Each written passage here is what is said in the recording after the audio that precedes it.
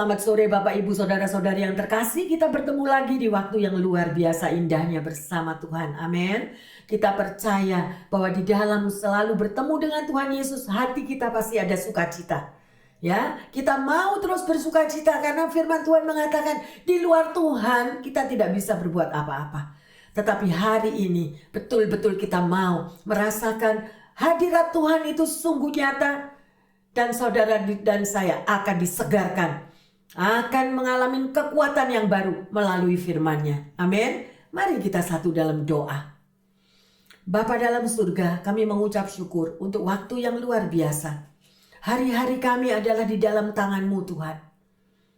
Kami mau lebih dan lebih dekat kepadamu Tuhan. Karena firman-Mu itu sungguh nyata, firman-Mu itu sungguh luar biasa. Dan firman-Mu itu merupakan satu kekuatan dan penghiburan bagi setiap kami Tuhan. Bapa, biarlah di dalam hari-hari yang kami gumuli setiap hari ini, kami mau terus menggandeng tangan Tuhan. Kalau kami berada di dalam gandengan tangan Tuhan, kami merasakan damai sejahtera, kami merasakan sukacita. Benar, tantangan pergumulan masih ada, tetapi kami percaya bahwa Tuhan campur tangan dan tidak pernah meninggalkan umat-Nya. Terima kasih Bapa dalam surga. Kami mau membuka hati, urapi hamba-Mu dan urapi semua jemaat dan pendengar yang setia dimanapun mereka berada. Karena ada kuasa Tuhan melalui firman-Nya. Di dalam nama Tuhan Yesus, hamba berdoa. Haleluya. Amin. Yang percaya semuanya mengatakan amin. Haleluya yang terkasih. Tema khotbah pada hari ini yaitu arti memikul salib. Ya, saya tidak tahu apa buat saudara arti salib itu. Banyak orang gak suka, dengar salib aja gak suka. Karena mereka menggambarkan bahwa salib itu adalah penderitaan.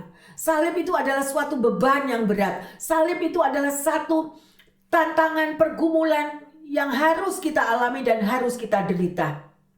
Tetapi mari yang terkasih, sore hari ini kita akan melihat apa yang Roh Kudus akan berbicara untuk saudara dan saya. Amin. Haleluya ya. Bahwa untuk menerima keselamatan, Bapak Ibu Saudara yang terkasih, kita sudah ditebus oleh Tuhan Yesus dan kita sudah dibayar lunas di kayu salib. Oleh karena itu kita menerima keselamatan. Ada amin? Ya, sedemikian rupa dan keselamatan itu gratis. Betul nggak? Ya, kalau kita boleh melihat, kalau kita terima gratisan itu seneng nggak? Seneng kan? Ada barang gratis seneng, makanan gratis seneng. Nah, tapi ini lebih dari itu yang terkasih. Ini adalah keselamatan yang gratis yang Tuhan berikan untuk saudara dan saya. Karena kita sangat dikasihi, sangat disayang Tuhan. Tetapi banyak orang yang menolak tentang keselamatan. Ya, tetapi untuk mengikut Yesus, kita yang sudah dipanggil, ada harga yang harus dibayar. Nah, ini seringkali orang nggak mau bayar harga. Nah, sekali lagi tadi saya katakan, ya memang daging ini selalu maunya yang apa? Gratis. Benar gak? Nah, jadi kalau disuruh membayar harga kepada Tuhan, dia pikir-pikir dulu.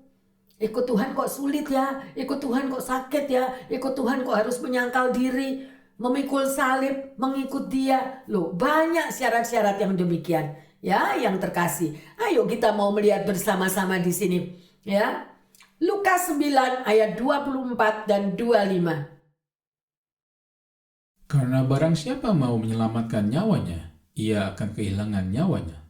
Tetapi barang siapa kehilangan nyawanya karena aku, ia akan menyelamatkannya.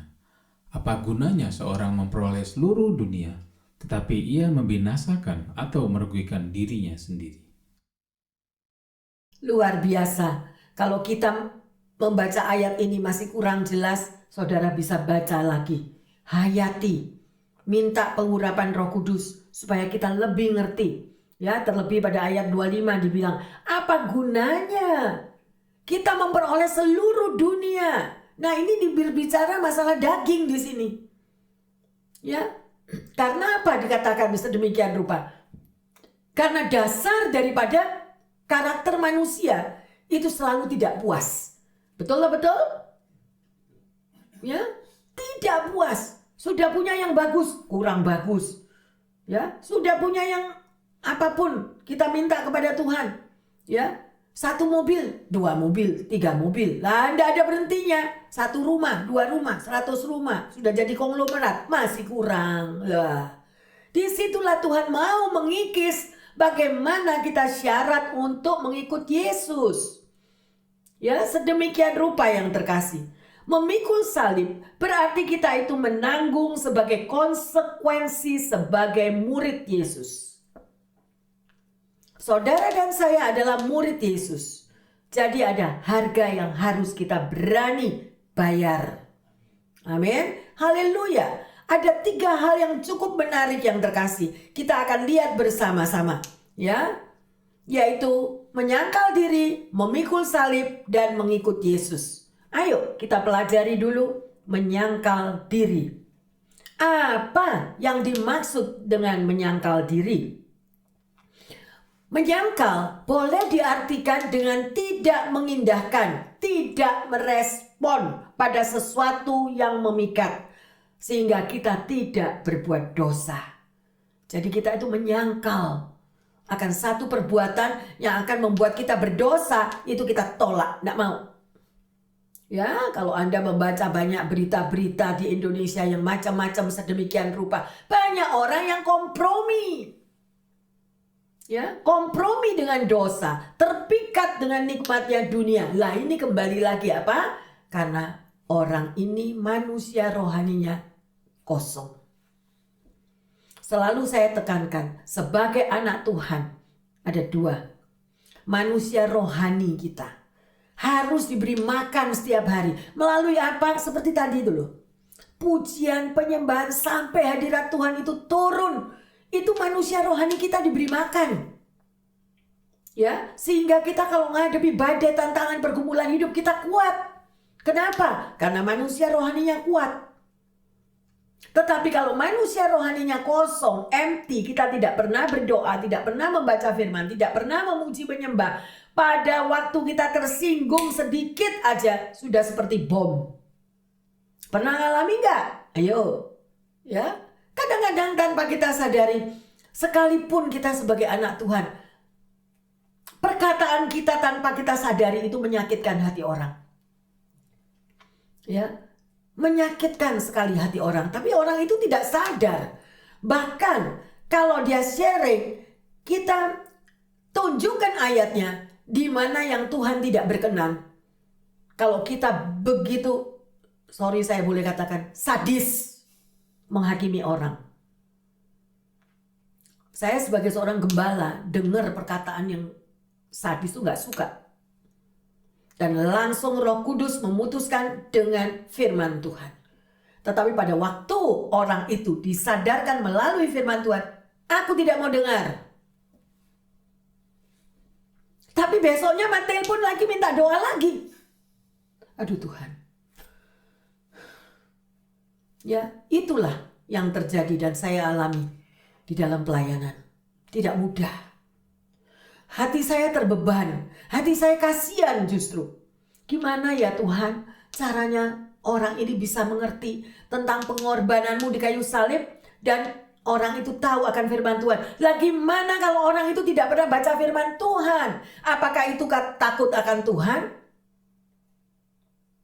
Mari kita koreksi diri kita masing-masing. Mari kita berkaca diri kita masing-masing. Apakah kita juga menghakimi orang lain sedemikian rupa? Firman Tuhan dikatakan, selumbar di matamu, ya, itu kita nggak lihat. Tapi yang orang lain perbuat, kita lihat, betul? Kita masih belajar, saya juga nggak sempurna. Kadang-kadang saya jatuh juga. Tapi setelah itu saya bilang, Tuhan aku nggak mau, kasih aku kuat. Beri saya kuat untuk menghadapi, untuk melayani orang-orang yang high temperamen demikian. Gak mudah yang terkasih. Ya kalau boleh nawar, lebih baik jadi jemaat biasa. Tetapi kita dipanggil dan dipilih untuk melakukan tugas apa yang Tuhan berikan. Gak bisa lari. Saudara dan saya sudah ditebus gratis dengan kematiannya di kayu salib. Tetapi kita menghadapi sesama kita, atau kita dengan Tuhan, kalau kita dikatakan melalui firman-Nya, kita penuh dengan syarat-syarat yang banyak. Padahal Tuhan menyelamatkan saudara dan saya itu gratis, betul? Lah kok kita berani ngasih syarat ke Tuhan? Tuhan, aku mau begini, pokoknya syaratnya begini dulu. Tuhan, aku mau melakukan firman-Mu, tetapi syaratnya begini dulu. Nah, loh, itu dagingnya terlalu kuat. Kalau saya malu ngomong begitu. Saya paling minta ampun. Ampuni aku Tuhan kalau aku gagal hari ini. Ampuni aku Tuhan kalau hatiku sakit mendengar kata-kata itu. Ampuni aku Tuhan kalau aku kecewa karena perilaku orang yang berkata-kata sadis sedemikian. Saya kecewa, betul. Dalam hati saya, gak usah ngomong ke aku lah. Ngomong langsung ke Tuhan. Supaya saya tidak tercuri damai sejahtera saya, betul? Kalau Anda mendengar kata-kata yang cacian, makian, kebun binatang demikian rupa, enak gak? Pasti gak enak, betul? Ya ayo yang terkasih, kita mau menyenangkan hati Tuhan melalui perbuatan kita, melalui kata-kata kita. Manusia daging dikalahkan, manusia roh yang dikuatkan. Maka otomatis yang jelek-jelek tadi akan berkurang. Mungkin tidak 100%, tapi akan berkurang. Haleluya. Amin. Ya, sedemikian rupa dengan menyangkal diri tadi. Ya, sekalipun murid-murid Yesus, dia bertahun-tahun mengikuti, menyertai, melihat pelayanan daripada Yesus. Ya, sedemikian rupa. Ya, tetapi konsep pemikiran mereka pun berbeda-beda. Mereka tidak mudah juga untuk menyangkal diri. Ya, sedemikian rupa. Seperti kita lihat konsep pemikiran daripada Petrus.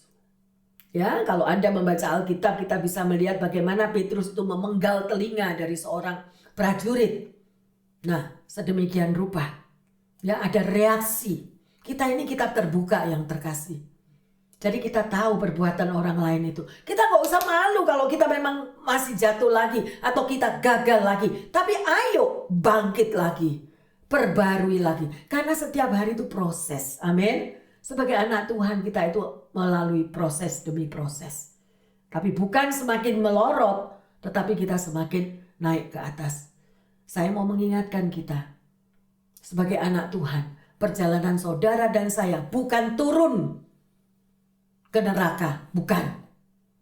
Sebagai anak Tuhan, perjalanan saudara dan saya naik ke atas, ke gunung Tuhan, di mana satu hari kita akan bertemu muka dengan dia di surga. Amin. Kalau perjalanan kita itu menanjak, itu mudah atau sulit? Sulit.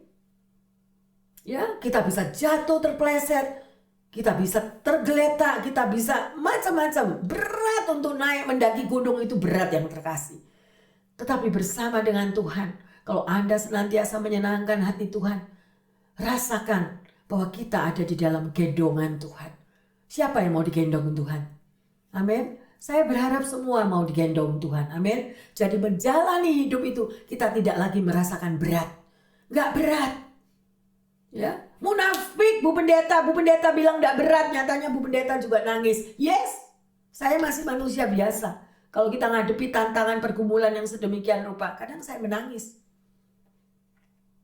Ya, itu normal. Tetapi kita mau di dalam tangisan kita, di dalam beban pergumulan, ya, kita mau peluk dia terus. Tuhan, aku gak tahu lagi masalah ini. Aku gak ngerti lagi masalah anak-anakku. Tapi aku serahkan dalam tangan-Mu Tuhan. Gendong dia. Gendong aku Tuhan. Supaya aku mampu kuat berjalan setiap hari bersama dengan Engkau. Ada amin? Haleluya. Ya.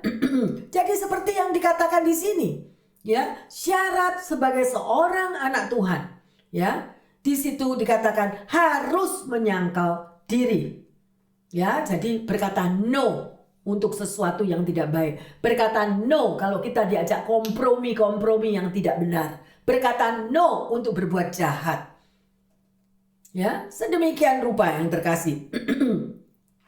Jadi sekali lagi saya mau tegaskan, menyangkal diri boleh dikatakan seperti kita itu berani berkata tidak akan dosa. Ya, kita berkata tidak untuk perbuatan yang tertentu. Ya, yang dulunya kita tidak dapat menolaknya karena setiap hari kita semakin melekat kepada Tuhan, artinya kita mampu akhirnya untuk berkata no, tidak kepada dosa. Ada amin yang terkasih? Haleluya. Ada satu cerita nyata. Seorang bernama William dan Mary Tanner sedang melintasi rel kereta api. Saat peristiwa itu terjadi, kaki Mary terpeleset dan terjepit di antara rel dan kayu yang melintang. Dengan kalut dan panik, ia berusaha membebaskan kakinya yang terjepit tersebut. Pada waktu dia berusaha dengan sekuat tenaga, tiba-tiba suara kereta api itu sudah terdengar. Dengan sedemikian rupa, ya, tambah panik lagi. Suaminya melihat dan sedemikian rupa, dia berteriak dan mencoba untuk mengangkat istrinya, menarik kaki istrinya, tidak bisa. Kereta itu semakin mendekat, kereta itu semakin mendekat. Dan orang-orang yang ada di sekitar di situ berusaha menarik apapun, tetap kakinya tidak bisa terlepas, terjepit antara besi dan kayu. Dan di dalam teriakan orang-orang tidak mungkin panggil ambulan, panggil dokter, panggil 911, sudah nggak bisa. Stop kereta api juga nggak bisa. Semakin mendekat, semakin mendekat. Akhirnya apa yang dilakukan oleh William ini? Dan dia berteriak kepada istrinya, Terry, aku akan mendampingimu. Kemudian dia telungkupkan badannya di atas istrinya. Dan kereta itu melindas mereka berdua. Ini kisah nyata loh. Sedemikian rupa yang terkasih. Dia tidak tinggalkan istrinya sendiri, tetapi dia dampingi. Dalam keadaan yang sedemikian parahnya. Orang-orang melihat itu dengan ngeri sekali. Pada waktu terjangan dari kereta api itu melindas mereka berdua. Ya, sedemikian rupa. Apa yang dikatakan oleh suaminya. Detik-detik kereta berjalan. Aku akan selalu menemanimu, Mary. Bagaimana Anda dan saya? Saya menggugah hati daripada setiap keluarga. Baik suami yang sudah mengkhianati istri dan istri yang mengkhianati suami. Mari kita berkaca diri kita. Apa yang perbuatan daripada William ini lakukan terhadap istrinya? Sadarkah kita sebagai anak-anak Tuhan, itulah yang dilakukan Yesus di kayu salib untuk keselamatan Anda dan saya, yang semestinya kita yang ada di kayu salib. Tapi Yesus, dia rela mati di kayu salib. Dia bawa, dia gendong semuanya supaya saudara dan saya diselamatkan. Tetapi kita tidak mengerti akan arti kayu salib itu. Kita boleh berjalan kemana-mana dengan kalung salib apapun. Bahkan dibuat mainan, dibuat segala macam. Tetapi mereka tidak mengerti arti salib yang sesungguhnya. Himbauan saya, hargailah kasih Kristus. Itulah kasih yang abadi. Ayo kita berkaca akan diri kita masing-masing. Memang kita tidak ada yang sempurna. Ayo kita belajar untuk tidak mengkhianati pasangan hidupmu. Kita belajar untuk tidak mengkhianati anak-anakmu. Kita belajar untuk tidak mengkhianati orang tuamu. Terlebih kita tidak mengkhianati Yesus. Ada amin yang terkasih. Hati saya begitu terenyuh. Setiap kali saya pujian penyembahan, saya merasakan saya ini orang yang berhutang kepada Tuhan.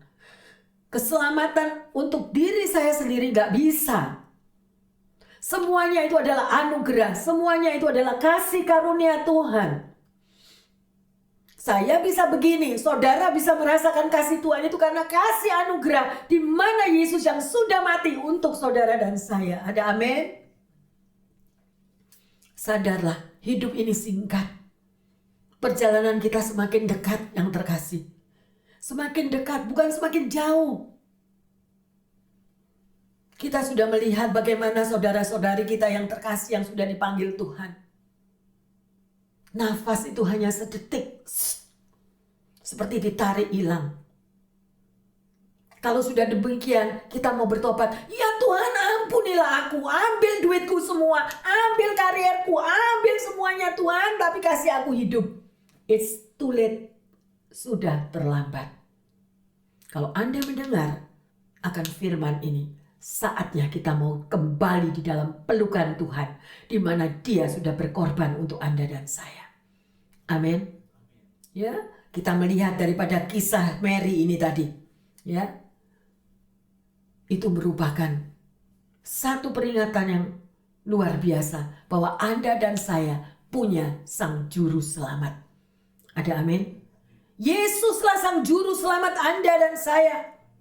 Makanya saya mau ingatkan jomblo-jomblo. Lebih baik engkau tidak menikah daripada engkau berani bersumpah di depan altar, di depan orang tua atau di depan mana, tetapi engkau berkhianat atas keluargamu. Lebih baik jangan menikah, better jomblo tapi bersih di hadapan Tuhan. Amin.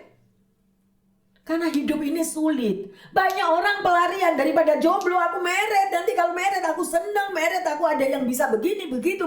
Ngimpi. Hadapilah hidup bersama Tuhan. Makanya seringkali dulu, waktu itu saya sering berbicara kepada jomblo-jomblo. Lihat ini loh, lihat mukanya mereka orang-orang yang sudah meret ini loh. Lihat couple-couple yang sudah meret itu loh, mukanya dilihat. Dikira orang meret itu surga luar biasa setiap hari. No, surga hanya ada kalau kita ada di dalam pelukan Yesus. Amin.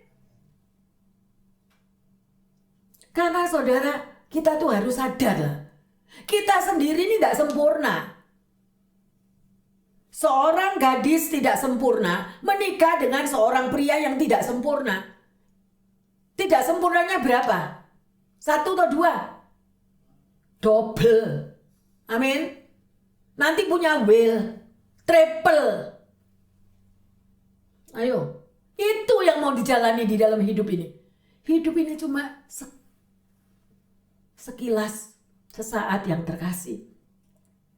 Tuhan menyentuh saya setiap kali saya bilang, Tuhan, kalau engkau memberikan firman kepadaku, aku hanya mau engkau hadir. Engkau yang menuntun aku, engkau yang mengurapi aku. Sehingga betul-betul Tuhan, apa yang kau firmankan itu terjadi. Satu pemulihan, satu pembaharuan, satu kesadaran bahwa kita ini tidak ada artinya di hadapan Tuhan. Amin. Saya begitu sedih kalau saya melihat di sekeliling kita. Begitu glamur, orang-orang yang menikmati keglamuran mereka sehingga dia lupa Tuhan, lupa segala. Boleh. Ya, mereka yang kerja, mereka yang menikmati, mereka ini, tetapi yang terkasih, libatkan Tuhan. Nomor satukan Tuhan. Amin. Supaya apa? Supaya di dalam perjalanan hidup kita, apa yang kita nikmati itu kesenangan hanya sekejap, kenikmatan hanya sekejap. Ya, cuma sekejap. Tapi kita akan deal dengan Tuhan. Nama saudara dan saya ada di dalam kitab kehidupannya. Apa yang sudah kita katakan, apa yang sudah kita lakukan, apa dosa apa yang sudah kita lakukan, semuanya itu ada. Pertobatan Anda ada. Ya. Persembahan apapun engkau berikan hidupmu untuk Tuhan, itu adalah reward, itu adalah Tuhan hargai luar biasa. Oleh karena itu saya katakan, senangkan hati Tuhan. Setiap hari senangkan hati Tuhan. Ya, luar biasa. Tadi pagi saya baru sharing sama Roland. Dia katanya, semalam kamu sudah midnight, belum tidur. Sekarang kamu bangun lagi, sudah muji nyembah. Kamu kerjakan lagi. Apa yang tidak ada di gereja, kamu lakukan lagi kayak gitu. Gak capek, dia bilang. No. Karena apa yang aku lakukan untuk menyenangkan Tuhan.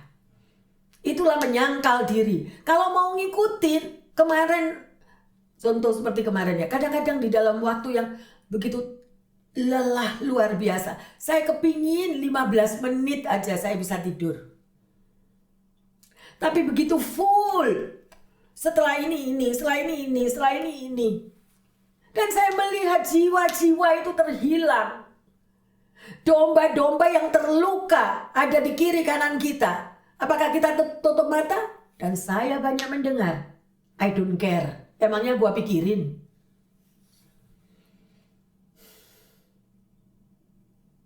Saya sendiri sibuk, saya sendiri begini, saya sendiri begini. Gak peduli, yang terkasih saya menghimbau. Selagi masih ada nafas hidup, ingat nafas ini utang. Benar? Ini hutang. Setiap ini apa yang kita hirup udara ini. Ini adalah kesempatan Anda memberi yang terbaik untuk Tuhan. Melakukan yang terbaik untuk Tuhan. Bagi sesamamu. Karena firman Tuhan mengatakan, apa saja yang engkau lakukan bagi hambamu yang paling hina ini, engkau melakukan buat aku. Apa saja yang kamu kerjakan, kerjakan untuk Tuhan. Jangan bersungut-sungut, jangan hitung-hitungan, itu bukan duitmu. Kita tidak punya duit, saudara. Mungkin ada yang bangga, pastor ini ngomongnya salah. Gua yang kerja, aku yang kerja. Iya, lu memang yang kerja. Tapi kalau napasmu di stop, apa yang kamu bisa lakukan? Betul? Jadi kita ini orang yang berhutang yang terkasih. Jadi itulah yang kita sharing tadi tentang menyangkal diri. Ya, jadi Yesus mati supaya saudara dan saya ada pengampunan. Dosa-dosa kita diampuni. Ya, juru selamat kita Sang Yesus Kristus, dia bertahan di kayu salib.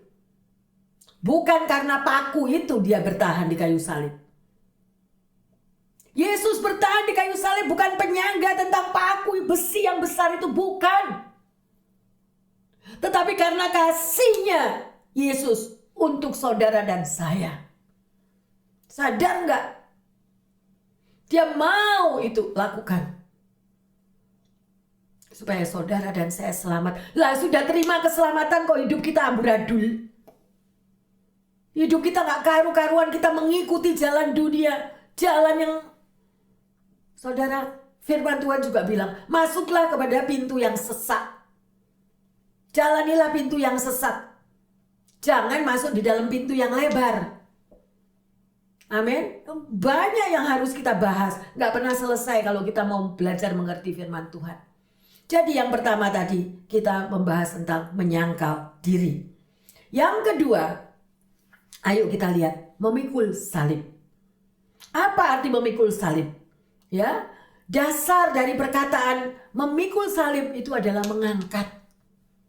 mengangkat beban yang berat, membawa beban yang berat.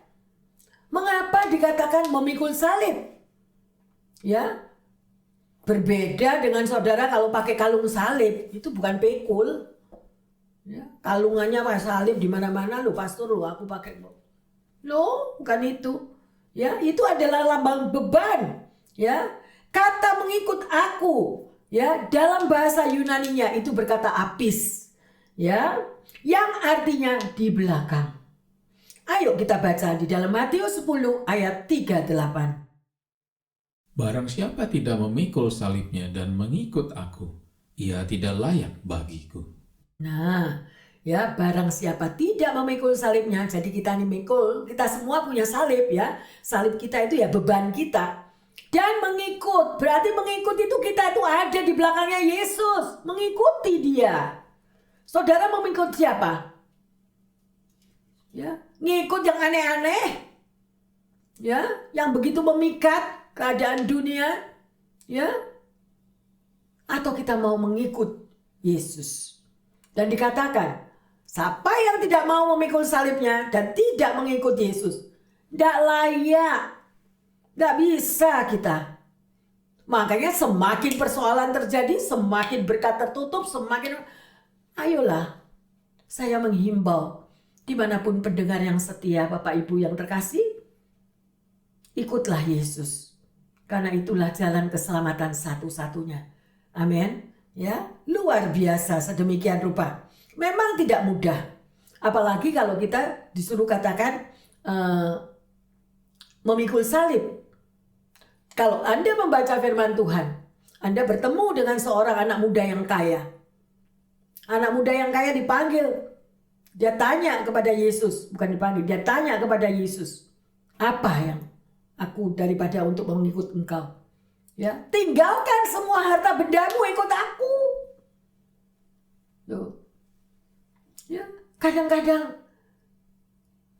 kita melihat untuk mengikut Yesus, ya, untuk memikul salib itu ada harga yang harus dibayar, ada pengorbanan, ya. Banyak, kalau saya mau berbicara aja tentang memikul salib bisa berapa jam. Karena itu begitu dalam dan begitu luas. Ya, dan di sini ayo yang terkasih, Tuhan Yesus sendiri yang berkata di dalam firman-Nya, barang siapa tidak memikul salibnya. Orang banyak yang lari, tidak mau. Tapi tidak tahu. Ya, jadi upah kita mengikut Yesus itu adalah jalan kebenaran dan hidup yang kita akan mendaki naik ke atas dan kita bertemu muka dengan muka di surga. Memang ada harga yang harus kita bayar. Ya, mari yang terkasih, kita mau belajar terus apa arti firman Tuhan. Ya, pada waktu zaman Romawi, salib itu adalah untuk menghukum orang-orang yang berdosa. Orang-orang yang berbuat kejahatan, orang-orang yang berbuat salah, semuanya penjahat-penjahat itu dihukum di kayu salib. Ya, itu pada zaman Romawi. Dan yang ketiga, mengikut aku. Nah, kata mengikut aku ini di dalam tadi sudah dikatakan ya, tentang apis tadi ya, Matius 10:38. Sekali lagi itu berarti ada di belakang. Jadi Anda dan saya itu ada di belakangnya Yesus. Kita mau ikuti terus. Jangan lari kiri kanan. Ya, jangan keluar daripada jalan yang sedemikian. Ya, kita mau kasih Bapa Surgawi itu tetap menyertai setiap daripada kita semuanya. Sungguh luar biasa. Kita bisa melihat ya di sini untuk meninggalkan apa yang kita miliki, terutama di dalam karir, harta kekayaan atau apa yang saudara sudah miliki, sulit sekali. Ya, karena itu daging. Aku yang kerja, pastor. Aku yang kerja, Bu Pendeta, masa aku suruh tinggalin? Nah, itu banyak orang yang sedemikian rupa. Ya, itu ada saatnya, ada proses sendiri nanti. Ya. Jadi, meninggalkan apa yang menjadi kesenangan kita, tetapi kita tetap mengikut daripada Yesus. Billy Graham mengatakan, keselamatan itu gratis, benar ya tadi. Tetapi menjadi murid Yesus ada harga yang dituntut. Ya, yakni segala sesuatu yang Anda miliki. Loh, semua yang Anda punya. Ya, bagaimana ini? Nah, ini terjadi peperangan ya, pasti ya, sedemikian rupa. Ada seorang yang bernama William Borden. Dia lulus daripada high school atau SMA pada tahun 1904. Maka sebagai hadiah kelulusannya, ayahnya mengirimnya dia untuk pergi berkeliling dunia dengan ditemani oleh seorang pengantar, Bapak Borden. Bapak Borden ini adalah pendiri perusahaan susu Borden, ya, dan dia memberikan putranya sebuah Alkitab untuk dibaca. Jadi bapaknya itu ngasih dia buku Alkitab, baca nanti di dalam seluruh perjalanan kamu keliling dunia, baca Alkitab ini. Selama di dalam perjalanan itu, William mendengar panggilan Allah.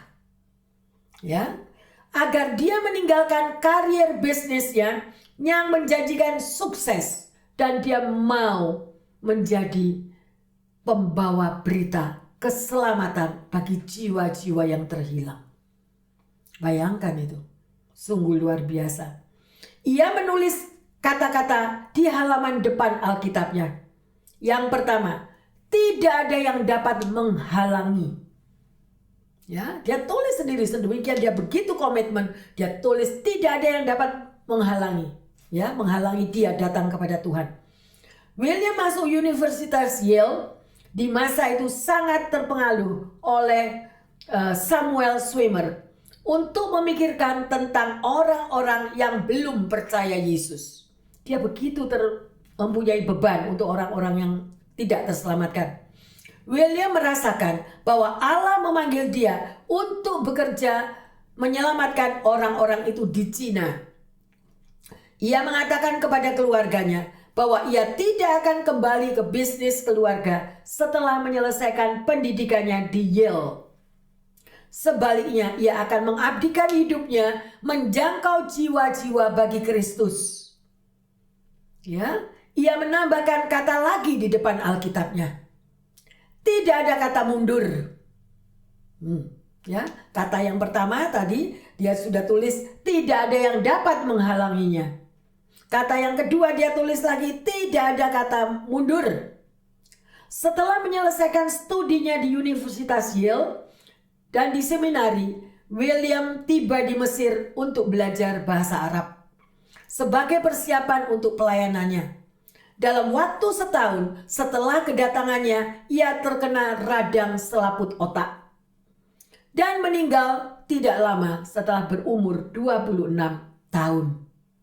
Ibunya pergi ke Mesir untuk mengumpulkan barang-barang pribadinya. Salah satu di antaranya adalah Alkitabnya. Dan ia melihat ada kata tambahan lagi tertulis di depan Alkitab itu. Tidak ada penyesalan. Luar biasa yang terkasih. Ya.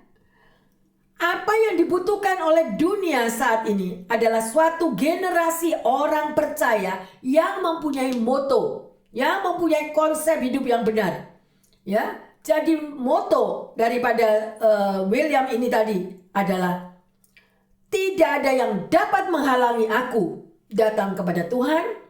Tidak ada yang kata mundur di dalam aku melayani Tuhan. Dan tidak ada penyesalan sekalipun aku menghadapi badai kehidupan apapun. Saya tantang Anda, Bapak Ibu Saudara-saudari yang terkasih. Apa yang Anda miliki saat ini? Karirmu, duitmu, pangkatmu, kekayaanmu? Setiap pribadi mempunyai panggilan khusus dengan Tuhan. Kita datang di dunia, kita diizinkan, kita lahir ada di dunia ini bukan untuk memuaskan keinginan daging kita. Bukan untuk kesenangan kita. Tetapi kalau saudara berani dibaptis dan berani mengaku sebagai anak Tuhan, ada satu panggilan. Kalau aku sudah diselamatkan, aku juga akan menyelamatkan orang lain. Saya tantang Anda, para pemuda-pemudi di sini. Bapak Ibu sekalian. Berapa jiwa yang sudah kita bawa? Berapa yang kita sudah berani bersaksi kepada orang lain? Or I don't care. Pokoknya aku sendiri yang selamat. Ya, saya cuma mengingatkan. Satu hari kita akan ditanya nanti di surga. Pasti ditanya. Makanya Anda melihat saya mungkin cuma weekend di sini. But day by day ada setiap domba yang harus saya perjuangkan. Bukan saya, tapi Tuhan. Tapi Tuhan memakai tanganmu dan tanganku. Tuhan memakai hatimu dan hatiku yang mau berkorban. Itulah kasih Yesus. Jesus is love. Dia mati loh untuk saudara dan saya. Lah kok kita I don't care, pokok aku senang hidup di dunia, pokok aku puas hidup di dunia, pokok aku bergelimang harta. No, yang terkasih.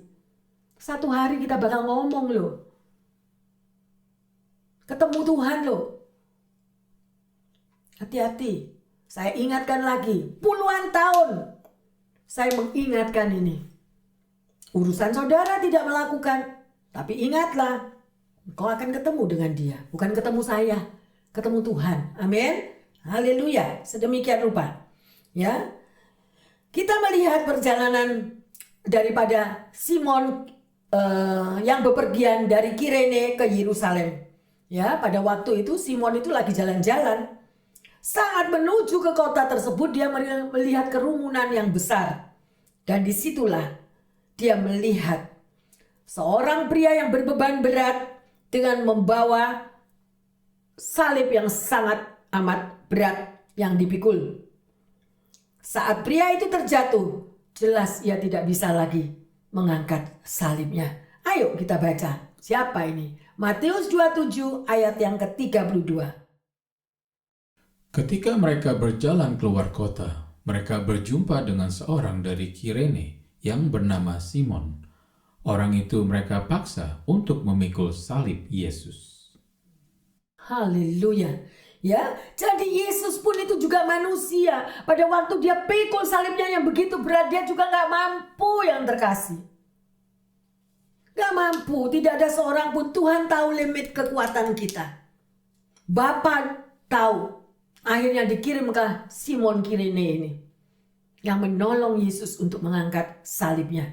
Ya, walaupun pada mulanya Simon memikul salib ini dengan terpaksa, tetapi pada akhirnya dia tetap setia memikul salib, menanggung beban yang berat, berjalan bersama Yesus sampai ke Golgota, sampai ke Kalvari. Ya, dan ini menjadi kisah yang terbesar di dalam sejarah. Bapak, Ibu, Saudara yang terkasih, kalau Yesus pernah mengalami penderitaan yang sangat teramat berat, Bapa di surga tahu butuh seorang penolong. Demikian juga Anda dan saya. Pada waktu kita pikul beban yang terlalu berat, rasanya gak mampu, Tuhan gak mampu.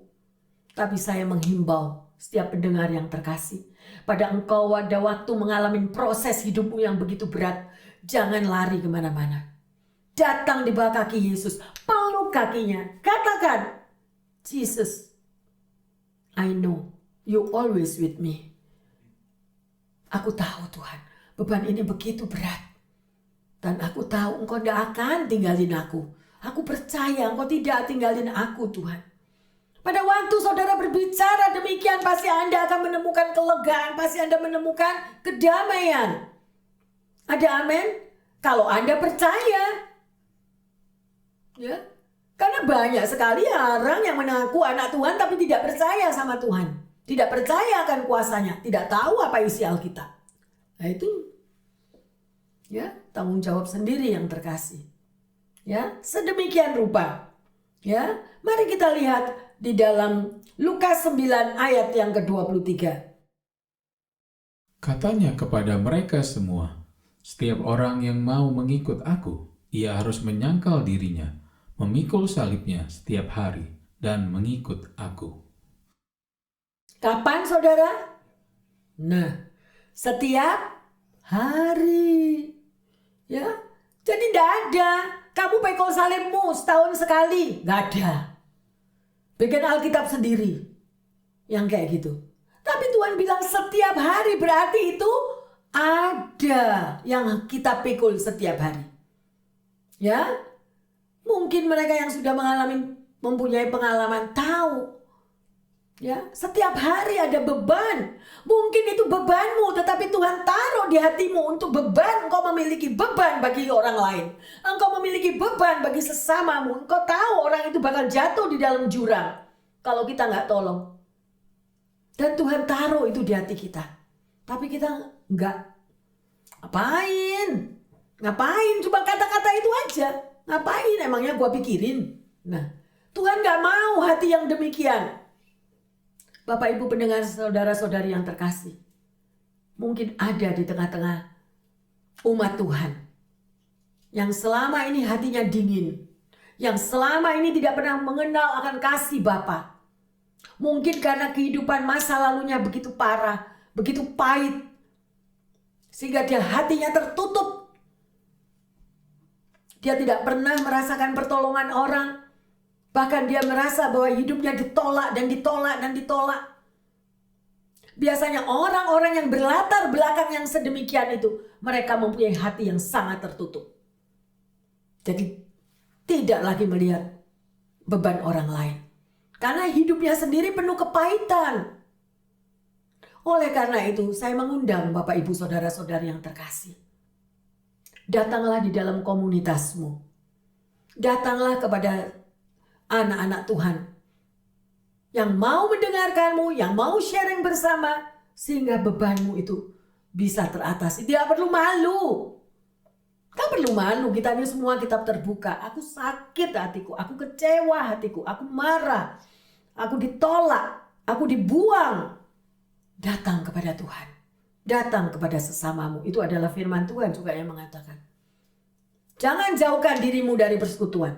Kenapa? Karena di situ kita saling menguatkan. Amin. Ya, tapi anak Tuhan yang benar loh ya. Kalau anak Tuhan yang nggak benar malah digosip, benar? Nah lu ngalamin gitu karena dosa, karena ini, karena itu, dihakimi segala macam. Seperti teman-temannya Ayub. Hati-hati. Ya, mari yang terkasih, sungguh luar biasa. Setiap hari ini adalah poin yang terpenting. Mampu tidak saudara dan saya memikul salibmu setiap hari? Oleh karena itu, kita butuh siapa? Kita butuh Tuhan Yesus. Libatkan dia ya setiap hari. Karena Yesus sangat mengerti beban pergumulan hidup saudara dan saya, ya. Kita harus menghadapi segala-galanya yang sedemikian rupa. Jadi beban berat Tuhan izinkan untuk membawa saudara dan saya lebih dekat kepadanya. Ya. Ikutilah teladan Yesus. Jangan mengikuti teladan-teladan Mr. Google. Nggak tahu ini Google. Jawaban apa yang dimana yang dicari Google. Ya, semuanya itu di Google. Carilah di dalam kitab kehidupanmu firman, yaitu Tuhan Yesus yang berbicara untuk saudara dan saya. Ada amin? Hari ini kita sudah belajar yang terkasih arti memikul salib. Pertanyaannya, salib apa yang Bapak Ibu Saudara-saudari yang terkasih harus Anda pikul di dalam kehidupanmu? Itu yang pertama. Yang kedua, apakah kita siap untuk memikul salib kita? Dan yang selanjutnya, bagaimana cara kita mampu untuk memikul salib kita setiap hari? Sekali lagi saya katakan, libatkan Tuhan. Milikilah hubungan pribadi setiap hari dengan Tuhan. Amin. Hubungan pribadi, hubungan relationship, hubungan intim dengan Tuhan itu yang menguatkan hidup saudara dan saya.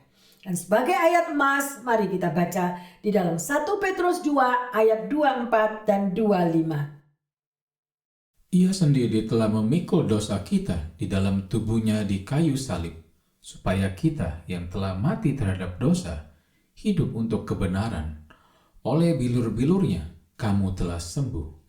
Sebab dahulu kamu sesat seperti domba, tetapi sekarang kamu telah kembali kepada gembala dan pemelihara jiwamu. Amin. Ayo saudara baca lagi ini ya. Kalau Anda punya Alkitab, saudara boleh beri tanda atau saudara tulis di bukumu ya, taruh di sebelah tempat tidurmu. Sungguh-sungguh kata-kata ini luar biasa. Tolong ditayangkan lagi ayat 24. Ia sendiri, ia siapa? Yesus telah memikul dosa Anda dan saya di dalam tubuhnya di kayu salib. Supaya kita apa? Yang telah apa? Mati terhadap siapa? Nah, jadi kita harus mati daging, mati terhadap dosa. Jangan kompromi dengan dosa, jangan kompromi dengan kata-kata yang tidak baik, kata-kata yang negatif, hidup yang negatif, ya. Dan di situ dikatakan, kalau kita mampu melakukan hal itu, maka bilur-bilur darah Yesus itu akan menyembuhkan kita. Kata-kata sembuh ini yang terkasih, bukan cuma sakit badani, tapi sakit jiwani. Banyak anak-anak Tuhan yang saya hadapi akhir-akhir ini di dalam pelayanan saya, itu yang banyak yang sakit itu dalam jiwanya. Luka jiwanya. Karena dari jiwa yang terluka tadi, maka timbullah penyakit. Loh, ada akarnya. Ya, itu yang harus kita cari. Ayat 25. kita dulu juga orang tersesat. Kita dulu juga hidupnya nggak benar. Ya, tetapi kita mau berbalik kepada Tuhan. Karena dialah yang memelihara jiwamu. Bapak, Ibu, Saudara-saudari yang terkasih, tahukah Anda jiwa? Apa artinya? Manusia terdiri dari apa? Tubuh, jiwa, dan roh. Tubuh, kalau kita meninggal di mana? Tanah. Jiwa, itu meliputi apa? Pikiran, perasaan, dan kehendak. Bagaimana pikiranmu? Positif atau negatif? Bagaimana perasaanmu? Selalu menghakimi orang lain, selalu iri hati, selalu judes sama orang? Ya. Nah, itu perasaan kita. Selalu marah ke orang? Ya. Tubuh, jiwa, dan roh. Roh kita nanti kalau kita pulang kemana? Pilihan di tangan kita. Mau ke atas atau mau ke bawah? Kalau mau ke atas, berjuanglah melalui pintu yang sempit itu. Melakukan firman Tuhan memang tidak mudah. Supaya kita bertemu dengan Yesus di surga. Itu kalau roh kita selamat. Amin. Nah, ngerti ya Bapak Ibu Saudara-saudari yang terkasih? Ya, jadi manusia terdiri dari 3, pelajari. Kalau saudara nggak ngerti, dengarkan lagi. Ya, jadi roh kalau kita ini memang benar hidup kita selama di dunia, hidup kita itu benar di hadapan Tuhan, maka roh kita itu akan berjalan dengan Tuhan ke surga. Haleluya. Amin. Luar biasa. Bapak, Ibu, Saudara-saudari yang terkasih, hari ini kita sudah belajar bagaimana Tuhan itu mengungkapkan kepada Anda dan saya, menyadarkan bahwa hidup kita setiap hari itu berhutang kepada Tuhan. Dan lakukanlah apa yang Tuhan mau di dalam hidup kita. Ya, kita sudah belajar arti memikul salib. Ayo buka hatimu, kita bersama-sama akan mau menyembah Tuhan karena salibmu. Kita bangkit berdiri.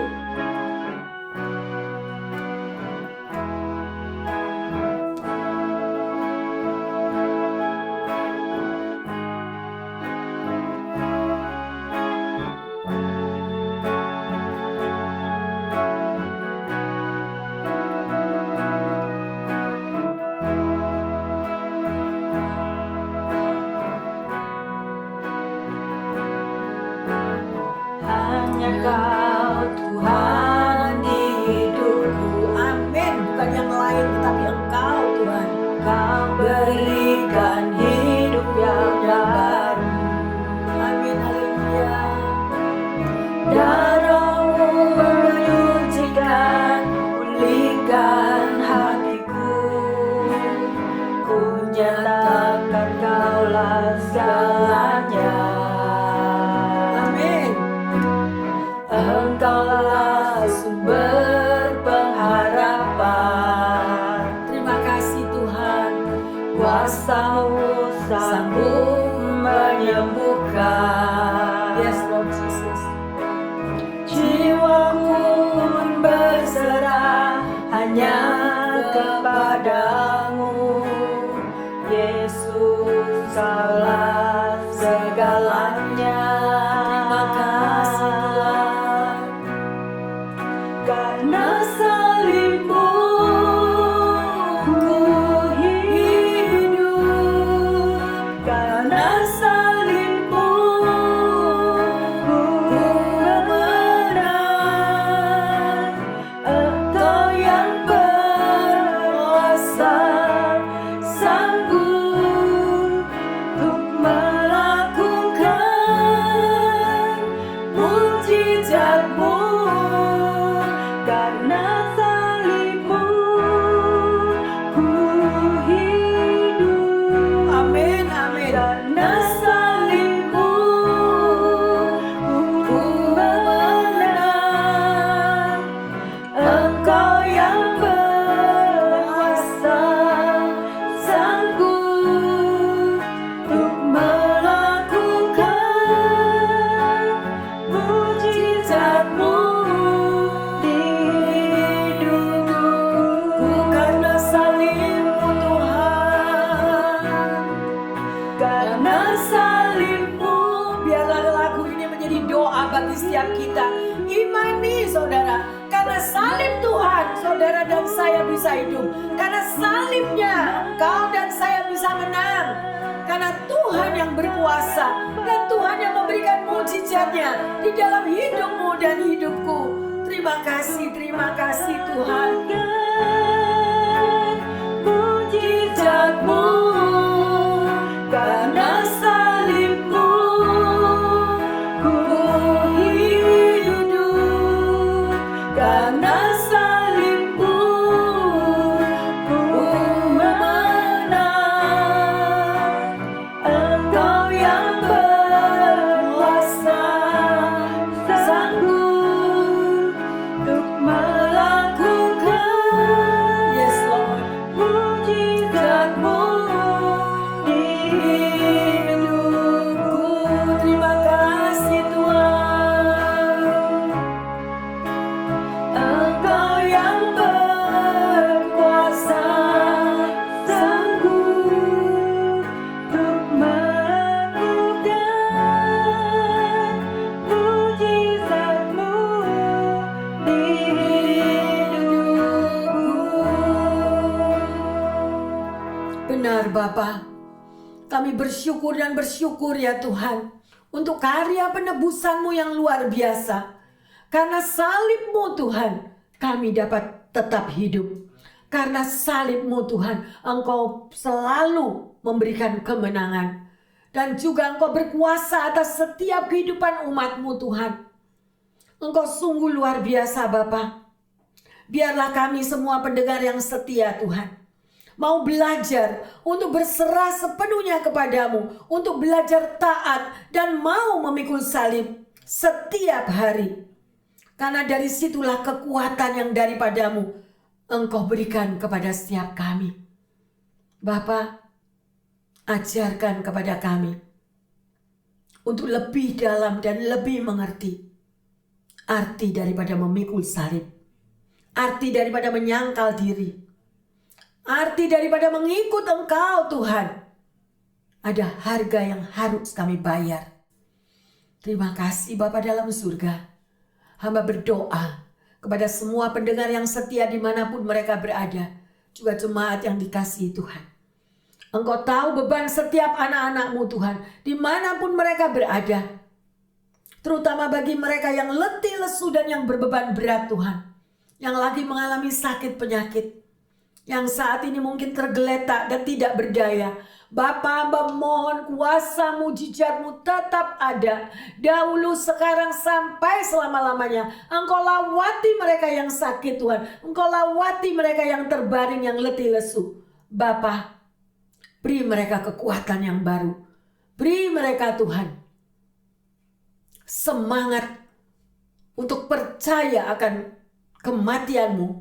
Sanggup dengan darah yang dicurahkan melumuri seluruh tubuh bagi mereka yang sakit. Sehingga bilur-bilur Yesus mereka boleh disembuhkan kembali. Terima kasih Bapa. Bagi mereka yang lagi mengalami kesulitan di dalam pekerjaan, kesulitan di dalam finansial, kesulitan di dalam rumah tangga, di dalam membesarkan dan menyekolahkan anak-anak. Tuhan, apapun kebutuhan finansial, kami mau pegang Tuhan.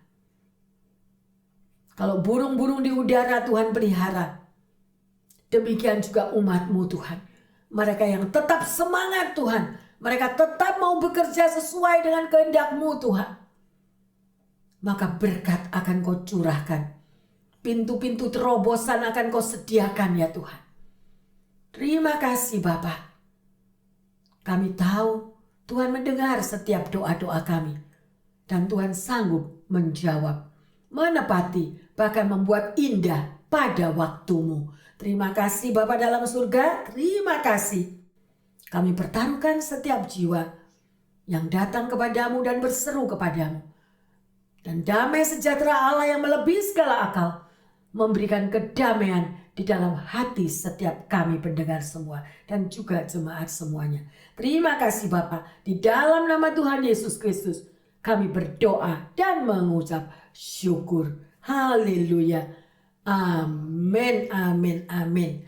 Bapak, Ibu, Saudara-saudari yang terkasih, mintalah keberanian dan kekuatan daripada Tuhan untuk memikul salib, ya, mentaati akan firman Tuhan yang sudah diajarkan. Sekalipun rintangan, masalah tetap ada, percayalah bahwa Tuhan Yesus tetap menyertai saudara dan saya. Tuhan Yesus memberkati semuanya. Haleluya. Amin, amin, amin.